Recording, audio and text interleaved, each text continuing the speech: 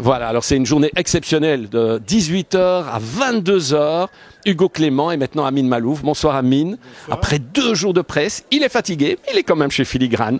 Le naufrage des civilisations dans la lignée des identités meurtrières, des dérèglements du monde.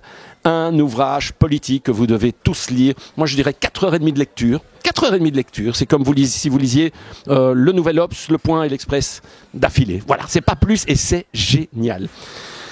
Cher Amine, quelle est ton actualité ?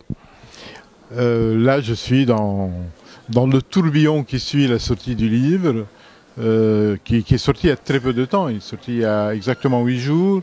Donc, j'en parle, j'essaie de dire quelle était l'intention au moment de décider d'écrire ce livre. C'est un livre qui est important pour moi, comme j'aurai l'occasion de le redire. C'est un livre que je portais en moi depuis pas mal d'années. Et je crois qu'il y a un moment où on a besoin de dire un certain nombre de choses sur soi-même, sur le monde que l'on observe. Et dans ce livre, il y a un mélange des deux. Il y a un aspect très intime, de choses dont je n'ai pas beaucoup parlé dans d'autres livres. Et puis il y a aussi une vision du monde tel qu'il est aujourd'hui et qui est un monde inquiétant. Alors, tu ne vas pas développer, je veux juste dire une chose, c'est que j'ai eu la chance, j'adore Marek Alter, de recevoir Marek Alter, qui comme toi a été reçu par le pape, enfin rencontré le pape, ou même pas reçu, c'est même pas que tu as été, je ne sais même pas si tu as été reçu, mais tu parles de Jean-Paul II. Oui, non, je n'ai jamais eu la chance de le rencontrer. En revanche, Marek, je le connais depuis 50 ans. Oui. Donc, non, je n'ai jamais eu l'occasion de rencontrer le pape. J'ai fait rencontrer des papes à mes personnages, notamment Léon l'Africain il y a 30 ans, mais non, je n'ai pas eu la chance de rencontrer. Alors, ma deuxième question, et après ce sera vraiment du tac au tac, tu viens parfois à Bruxelles, tu es toujours logé, tu es pris par les journalistes, mais as-tu un lieu de prédilection, un lieu où tu aimes aller ?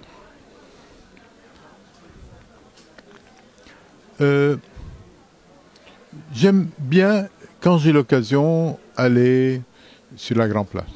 Ah ben voilà. Alors sache que tu es invité en septembre à la Grand Place, donc je te présenterai à la personne, pour une conférence dans la salle gothique. C'est ce qu'on devait faire ce soir, mais comme il y a un sommet européen, on n'a pas pu le faire ce soir. Hein. Voilà. Mais donc on va te faire la proposition et j'espère que tu accepteras. D'accord. Alors, je vais poser des questions comme je les pose aux autres. Maintenant c'est vraiment du tac au tac. Si tu veux pas répondre, tu dis joker. Un hobby ? Pas vraiment un hobby, mais je pense que j'écoute beaucoup d'informations, je lis beaucoup d'informations, et ça finit par être un hobby, parce que c'est la seule chose que je fais systématiquement en dehors de mon travail d'écriture. Ta lecture du moment ?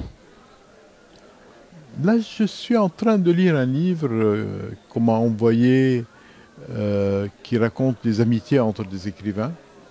Et là, je viens de parler à une occasion de l'amitié qu'il y avait entre Goethe et Schiller. Et donc j'ai trouvé qu'il y avait beaucoup de choses intéressantes, notamment l'amitié entre Victor Hugo, Alexandre Dumas, que je ne connaissais pas du tout. Je ne savais pas qu'ils étaient amis et étaient très proches. C'est le livre écrit par cette femme dont j'ai oublié le nom, c'est ça, c'est écrit par une femme, n'est-ce pas ? Par 2 personnes. Bon, ok. Quel est ton lieu préféré au monde ? À part le Liban. Je dois dire que le lieu préféré aujourd'hui, c'est mon appartement à Paris.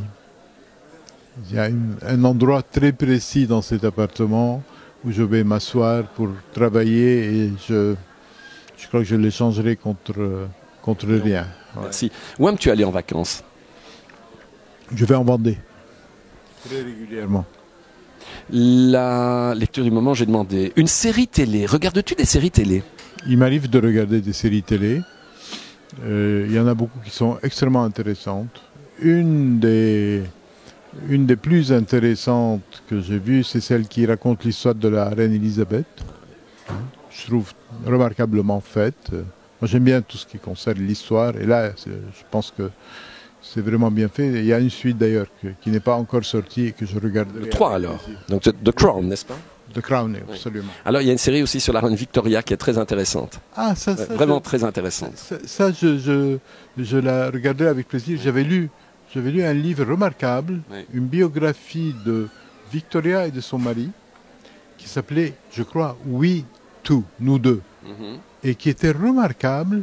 J'ai appris plein de choses, notamment que Victoria et son mari se parlaient toujours en allemand.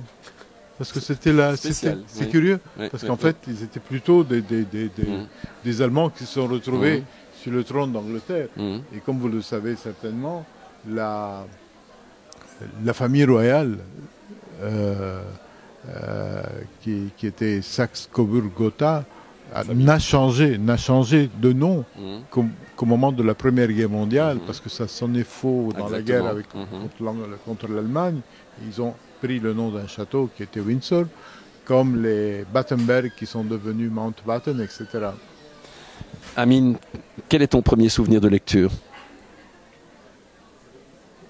J'ai beaucoup de souvenirs, mais des premiers livres qui m'a beaucoup influencé, c'est Fouché de Stefan Zweig. D'accord. Donc influencé. Et premier souvenir, t'as une petite idée?